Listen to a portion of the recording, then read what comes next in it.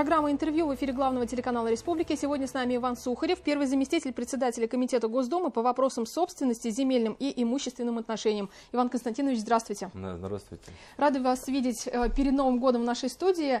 Прежде чем мы обсудим все инициативы ЛДПР, давайте начнем с того, что это одна из самых старейших партий, да, которая отметила 32-летие. Да. Состоялось собрание актива. Какие планы намечены, да, и какие, если оглянуться назад, вы видите результаты? Ну, планы у нас, как обычно, помогать нашим людям, нашим гражданам, и мы занимаемся защитой законных прав и интересов наших людей уже на протяжении 32 лет и движемся благополучно к своему юбилею, 35-летию. Поэтому планы простые: продолжать свою работу, потому что к нам в ЛДПР люди приходят с последней надеждой зачастую. Ну и то, что нам удается помогать, я считаю, именно в этом успех и долговечность нашей партии. Угу. Осенняя сессия, что было самое главное, рассмотренное депутатами Госдумы, на ваш взгляд? Законов на самом деле было принято очень много. Много вопросов вызвал закон и о публичной власти, и по второй санзоне. Это именно законопроект, который вызвал достаточно широкое обсуждение, но был поставлен в конец, собственно говоря, пленарного заседания, можно сказать, в последний день, предпоследний день. Поэтому, конечно, не успели мы нормально обсудить. Речь касалась о передаче в собственность участков, которые находятся в аренде сейчас во второй санитарной зоне. Ну и в частности, на этих участках много расположено наших садоводческих товариществ, и люди не могут на протяжении многих лет получить эти участки в собственность.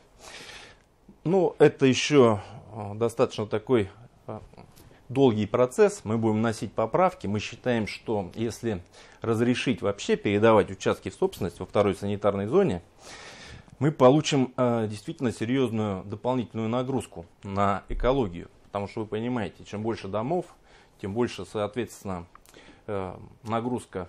То есть мы понимаем, что коммуникации зачастую не соответствуют, очистные сооружения отсутствуют. Поэтому мы считаем, что надо просто узаконить передать участки в собственность, на которых уже есть объекты. Но это такой серьезный вопрос будущего. А вообще, на самом деле, проведена огромная работа партии ЛДПР. Внесены, я могу сказать, чуть ли не сотня законопроектов. В том числе я предложил много очень инициатив. В частности, мы знаем, что те люди, которые ухаживают за детьми, они, в принципе, не получают никакой поддержки, хотя это очень серьезный труд. То есть те мамы, которые сидят дома, занимаются воспитанием. То есть мы знаем, что дети сейчас сложный период, когда, собственно говоря, компьютеры, планшеты, телефоны. Ну и, конечно, это накладывает определенный отпечаток на психику наших детей. Поэтому очень сложный процесс воспитания, это тяжелый труд. И вот мое предложение заключалось в том, чтобы этим людям выплачивать, во-первых, заработную плату на уровне средней заработной платы по субъекту. Этот вопрос обсуждаем на самом деле. И, конечно, включать это время в трудовой стаж, для того, чтобы эти люди потом могли получать пенсию, в частности.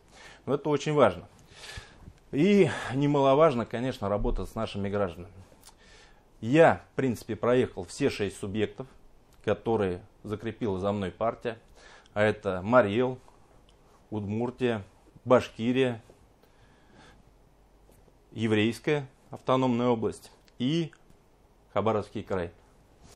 Иван Константинович, за вами закрепили в этом созыве 6 регионов России. Да? Расскажите, как продвигается работа в этом направлении. Да, 6 субъектов, на самом деле, партия закрепила за мной. Мы знаем, что, к сожалению, количество депутатов ЛДПР в Государственной Думе уменьшилось. Но мы уже в 8-й раз в Государственной Думе.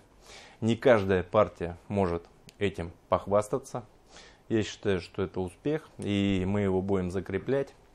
Потому что главное — это работа с нашими гражданами. Я их не называю избирателями, потому что это наш народ, и как-то называть избирателями свой народ, наверное, будет неправильно. Это те люди, у которых возникли проблемы, и которые приходят к нам в ЛДПР как за последней надеждой. За мной закреплены субъекты. Это Кировская область, это Марий-Эл, это Удмуртия, это Башкирия, Еврейская автономная область и Хабаровский край. Основным моим регионом, на который я всегда буду уделяю и уделял больше внимания, будет, конечно, родная мне республика Башкирия, в которой я родился и вырос, и, собственно говоря, от которой избрался в 2011 году. Я считаю, что основная задача депутата – это работа как раз с людьми. Потому что депутат должен помогать людям решать их проблемы. И, то есть, где проблема носит индивидуальный характер, мы направляем запрос.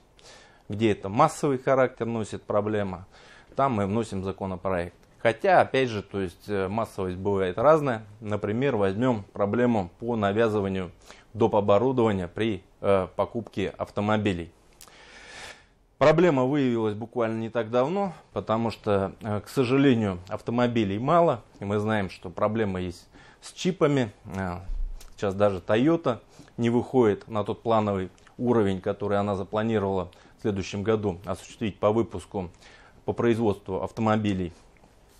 Поэтому, конечно, дилеры, соответственно, получают меньше автомобилей, спрос есть, и они, пользуясь этим, навязывают доп. Оборудование. Ну вот в связи с этим я направил запрос в ФАС, Мантурову, с которым мы не так давно встречались, и АвтоВАЗ, который также занимался этим нехорошим делом, благодаря которому стоимость на отечественные автомобили возрастала где-то на 200-300 тысяч рублей, отказался до Нового года вообще от навязывания доп. Услуг и доп. Оборудования. Быстрая реакция. Но также и некоторые дилеры тоже пошли на такие шаги.